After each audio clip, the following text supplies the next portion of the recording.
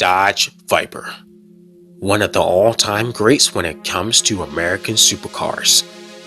America's ultimate supercar we've loved, lost, and missed the most. In 25-year lifespan over 5 generations. They were long-hooded, wide, menacing, designed timelessly, absurd, and shaped like the head of a venomous snake ready to catch prey. Dodge Vipers were unique, angry, brutally fast, notoriously powerful, very loud, non-compromising, and ultimately deadly. This road killer defines what Dodge SRT is all about.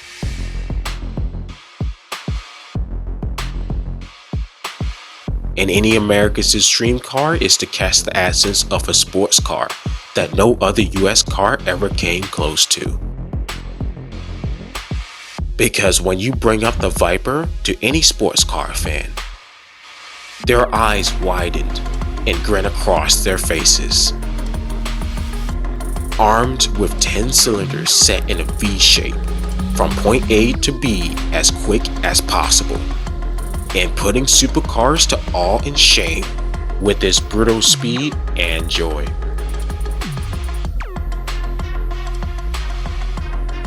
It is now already 30 years since the notorious Dodge Viper was born, and together in the Chrysler Dodge family, we celebrate Viper's 30th birthday with the whole evolution. Gone, but unforgotten. The story begins in the late 1980s. Dodge and the Chrysler Group had the vision to create and build the most hardcore sports car that shouldn't have existed since the Shelby Cobra. One of the guys in the team that created the Viper in the late 1980s was none other than Carroll Shelby. When one of the founders of another project was the guy who created Cobra and helped Ford GT40 won Le Mans, the project will become legendary. Shelby inspired Chrysler Advanced Design Studio Vice President Lutz, who met up with Chrysler's designer Tom Gale and told him about his plan. He dreamed of a huge engine, a manual transmission, and no driving assistive technology. A 2-seat sports car inspired by the Jaguar E-Type and Shelby Cobra from the 1960s. Yet Chrysler was in big trouble in 1988 due to near bankruptcy a few years prior. Its rivals Ford and Chevrolet were ahead of them in sales, and they had to be quick to show the world Chrysler isn't dead, and it was the Viper that saved Chrysler from going bankrupt. The Dodge Viper first hit the stage floors at the Detroit Auto Show in 1989 as a concept model before going into production in 1992. When first shown, it was aggressive with smooth lines and beautiful. There was absolutely nothing like the Viper with its long hood, wide arches, short deck, no roof, side exhausts, and menacing stance. Over the years, Chrysler's designers refined the basic shape, and the Viper always was one of the most striking looking cars in the world, which made it unique. For decades, the Corvette was the benchmark American sports car and the fastest domestic model. But when the Viper arrived in 1991-1992, everything changed. Suddenly, GM didn't have the most desirable 2-seater on the block anymore. The Dodge Viper got its name from the real Viperity snake, one of the most aggressive and deadly families of snakes in the world. The name Viper was ideal for this ultimate American roadster, as often described as the most dangerous sports car ever built. The Chrysler team wanted a snake-inspired name to honor the Shelby Cobra that so clearly served as its inspiration. Tom Gale finished the project, and the car met Lutz's idea of being a spiritual successor to the Cobra. And just like the Cobra, the Viper is a deadly snake. People went crazy for the Viper because of how back to basic it really was and the way it drives. This beast was barely street legal, and somehow Dodge got away with it, due to the fact the car didn't support a single electronic aid whatsoever. There was no traction control, stability control, or anti-lock braking system, and no kind of creature comfort or even safety feature. It gets crazier, with no air conditioning, no keyhole, no door handles, no power locks, no roof or windows, and no airbags, as Chrysler wanted to keep the weight down as possible to an astonishing 3,476 pounds. Under the long hood is a sexy aluminum naturally aspirated 8-liter V10 engine that was built in collaboration with Lamborghini. Back then, Chrysler owned Lamborghini when they was building the Viper and made 400 horses and 450 pound-feet of torque. That was a lot of power and torque at the time, resulting in 0 to 60 miles per hour in 4.5 seconds and a top speed of 165 miles per hour. And the Viper's only objective was to go fast. It came with a 5-speed manual, only so drivers can experience that V10 power in the rawest, purest way possible. Eventually, things had to be reined with modern updates for the later models. The Viper V10 is the largest 10-cylinder engine to be ever fitted in a sports car in the automotive world. Plus, is based on the small block Chrysler Iron Block V8 redesigned into a lightweight aluminum block motor. The Viper engine is based on the Chrysler's truck engine, owing to being massive, bulletproof, and solid. Based on its structure, it does look like a truck engine, but it's not a truck motor. The first-gen Viper was supposed to come out in 1991, but Chrysler didn't offer it to the public. Instead, 2 pre-production models served as the Indy 500 pace cars when Chrysler had to pivot to their Viper after UAW whined about the Japanese Dodge Stealth serving as a pace car. The Dodge Viper drew lots of public interest and was first sold in January 1992 with the model named the RT10, and a total of 10,000 units were built. But the RT10 was difficult to drive fast and didn't hesitate to bite or injure anyone. This is every generation Viper. We are talking nervous handling, no driving assists, 2 seats, rear-wheel drive, and manual transmission. You'll never see the likes of that ever again. In 1995, Chrysler decided they want to try to best itself with a new version of the Viper. The Gen 2 Viper launched in 1996 and features some redesigns and updates through its 6-year run until 2002. Yes, this mostly retains the same look, the same 8-liter V10 and the same name, the RT10, but also gained more power. To meet buyer demands, the Gen 2 Viper had door handles, airbags, and air conditioning and only offered a 6-speed manual, etc. Unfortunately, the open roof was gone and replaced with a fixed roof, along with side exhausts were moved to the back of the car due to noise limitations, and the objective was to lose more weight. All of that was seen on the 1996 Viper GTS that was introduced in late 1996. The GTS will come with 450 horses and 490 pound-feet of torque. With all this power, the car's top speed was 180 miles per hour in 0 to 60 in 4.5 seconds. It provided a different look to the RT10 with a more curved long hood, hoods side and middle vents, a double bubble roof to give drivers more headroom, larger fenders, and a ducktail spoiler. More than 90% of the GTS was new compared to the RT10 despite similar looks. Then in 1999, Dodge gave the Viper its first major update, the Viper ACR. ACR stood for American Club Racer, which was a track-focused model and carried over some technology from the GTS R race car. Even though it was not a race car itself, the elements used made it a race car road legal. The ACR lost its fog lights and the holes were connected to the new air intakes, bringing more air to the new air filters. From their size, the BBS wheels were exclusive and unique to the Viper ACR. Dodge removed everything inside to make the car 60 pounds lighter than the total car's weight. The car gained up to 460 horses and featured stiffer springs. Another track model that Dodge came up with was the GT2 to honor Viper's winning success in the FIA GT and American Le Mans Series championships. Dodge decided to build 100 special limited road cars that resembled the racing car. This version of the Viper was dumb rare and similar to the ACR in terms of features, but the most that stood out were the carbon fiber wing and the exclusive white-blue stripes to match the race car version. Sweet. In 2000, Dodge produced the Viper GTS-R concept to hint at what the 3rd Gen Viper will look like. At first glance, it appears the Viper received a major facelift. The headlights got angrier and the car itself got bulkier and continued the similar basic shape and legacy of the V10 Viper.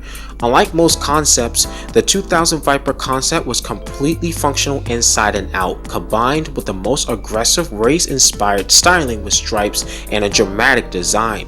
It was 3 inches lower, 2 inches wider, and the tail was extended longer, with an aggressive stance to create the most striking Viper to date. And to this day, it really looks good and different. Only one of one was made, and young millennial car fanatics who sat down playing racing games will remember this rare Viper was featured in games like Gran Turismo. More than 90% of these design cues have been presented on the production Viper. In 2003, Dodge released the all-new Gen 3 Viper called the SRT10. It returns to open-top style as a convertible with side exhausts to allure the original RT10, while the hardtop model arrived in 2006. However, despite looking larger, it weighed 100 pounds less and had 50 more horses than the Gen 2 Viper. Dodge dropped the chassis weight and increased its rigidity, as well as rising the engine displacement from 8 liter to 8.3 liter V10, resulting in 500 horses and 525 pound-feet of torque, and made it to a 6-speed manual. With all these changes, it went from 0 to 60 miles per hour in 3.9 seconds and reached a top speed of 190 miles per hour. The engineering team at Dodge was able to quite reduce the weight of the engine. And a fun fact, Dodge in that era decided to install the Viper's V10 in the Dodge Ram SRT10 pickup for 2004 through 2006. It became the fastest pickup truck in the world for many years, and that was crazy that Dodge installed a V10 from the Viper in a pickup truck. For pickup truck enthusiasts, the Viper SRT10 contested supercars of Ferrari's F430, Lamborghini Gallardo, and Corvette C6Z06 in the mid-2000s, with a crazy power-to-weight ratio, being cheaper yet very powerful. The SRT10 Coupe from 2006 came with some of the GTS's design features, such as the taillights and a double bubble roof shape. The car reached 510 horses and 535 pound-feet of torque. That's 10 more horses and 10 more pound-feet of torque than the 2003 Viper. At the end of 2006, the Gen 3 Viper disappeared for 2007 because Chrysler was preparing for the updated 2008 model. The absence, however, didn't take more than a year to revive the Viper. In 2008, the Gen 4 Viper SRT10 arrived with the Revival ACR track model. It received heavy mechanical changes and a redesigned engine cover. Despite all of that, the car's exterior saw only minor notable differences. So basically, Gen 3 and Gen 4 Viper look identical to each other, and the same goes for Gen 1 and Gen 2 Viper.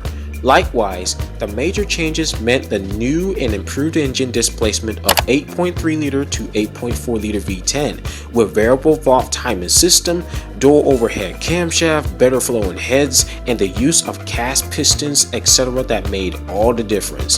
The SRT10 came with a fresh exhaust system which had no crossover and reduced the heat inside the car, which was a problem for the Generation 3 Viper. With all these upgrades, the 4th Gen Viper gained 100 horsepower more than the previous car, up to a total of 600 horses, 560 pound-feet of torque. The SRT10 can then reach 0 to 60 miles per hour in 3.5 seconds and a top speed of 202 miles per hour. However, unlike the normal SRT10, the ACR model was slower and benefited from the use of a carbon fiber splitter, a big wing, canards, and a lighter interior for ultimate downforce and weight loss. It had a race-tuned suspension and aerodynamic improvements to create the ultimate Viper for the road and the track. The ACR even beat the Lexus LFA Nürburgring edition at the Nürburgring track while costing less. But for those who didn't think that the Viper ACR was extreme enough, Dodge made the ACR X. the slightly improved version of the already beastie ACR, while the power and torque remained the same. Dodge announced that the Viper would end production in the summer of 2010 and offered the SRT10 Final Edition to indicate the last hurrah Gen 4 Viper. Despite the great sales numbers, Dodge only killed the Viper so they could revive the Snake under the brand SRT with an all-new platform. The Viper was a basis for several exciting conversions, and it even had an Italian twin brother. Yeah, that's right. Back when Fiat and Chrysler's merger was formed, Alfa gained access to Dodge technology. They used the Viper SRT10 ACR to create the gorgeous TZ3 Stradale with Italian DNA, which became the fastest Alfa Romeo ever made. The TZ3's design sorta hinted at what the 5th Gen Viper could look like. Finally, the 5th Gen Viper debuted worldwide at the New York Auto Show in April 2012 as the SRT Viper. SRT stood for street and racing technology and offered two versions of the Viper. The SRT Viper and the GTS with some differences, with the SRT having 2 hood vents and the GTS having 6 of them. The SRT Viper gets a more aggressive face, a modern interior, less weight, stiffer chassis, and more power too. The SRT Viper had the most modern technology and features in the interior than any other Viper to date. It includes driving assists like traction control, stability control, a touchscreen, cruise control, leather seats, a 6-speed manual, etc. The mighty 8.4-liter V10 engine made 640 horses and 600 pound-feet of torque, and go from 0 to 60 in 3.5 seconds and hit a top speed of 206 miles per hour. For anyone watching this video who plays racing games, this will hype you up really fast. If you play Forza Horizon at all, the SRT Viper GTS was proposed as a cover car for the first Forza Horizon game back in 2012, and this year we celebrate the 10th anniversary of Forza Horizon series with the 5th Gen Viper also 10 years old today. How cool is that? Yes, I know it's a bit extra, and that's huge nostalgia for you. However, when the SRT Viper was released in 2013, of course it was a monster on the streets with its infamous V10 and delivered the utmost driving experience, but they didn't sell well and people slowly stopped buying them. When it rivaled the C7 Corvette Z06 that arrived in 2015, Viper sales took a turn for the worst. The Z06 surprisingly attracted more attention with a more striking design, performance, and features, and was also cheaper than the Viper at all trim levels. I mean, the Vet whipped the Viper in sales quickly.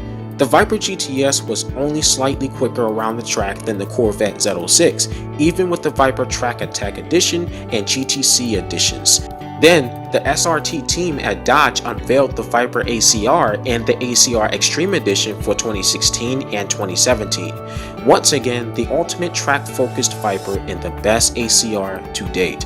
Unlike the normal Viper, the Viper ACR was all about lightweight, made from carbon fiber with an aerodynamic package, tuned suspension, Brembo brakes, and wings that made all the difference, altogether making 1,500 pounds of downforce attacking corners. The V10 engine produced a total of 645 horses and 600 pound-feet of torque. The ACR Extreme package came with extra aerodynamic bits with an extended splitter, a bigger wing, 2 dive planes, etc.